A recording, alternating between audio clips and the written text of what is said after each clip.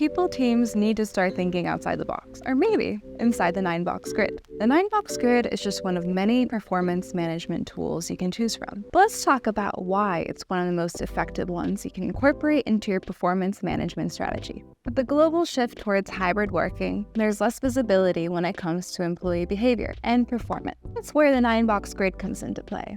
The 9-box grid is used to analyze and compare employee work and performance potential.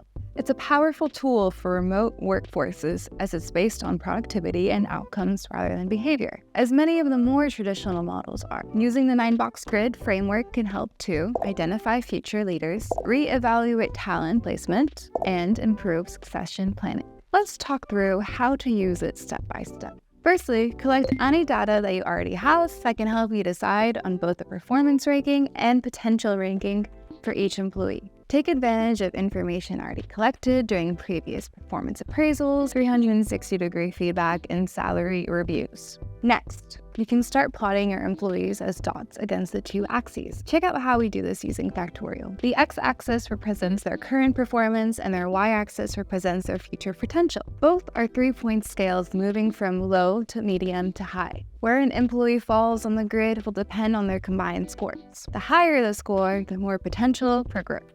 As the name suggests, they will fall within one of the 9 boxes. Each has a different title that summarizes how they're performing, which is unacceptable, dedicated, or high potential. So now, your team members have each been given a title. Where do you go from here?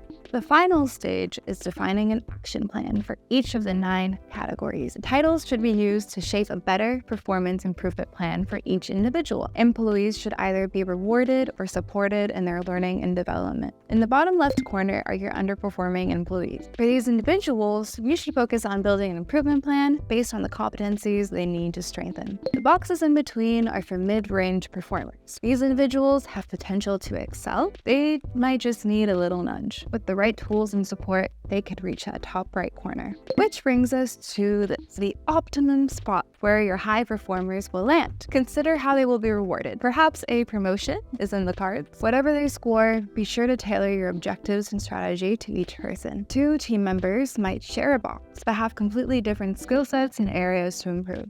That's the 9-box grid in a nutshell. You can download our free 9-box template by clicking the link below, or start your free trial of Factorial and try it along with all of our other performance management tools.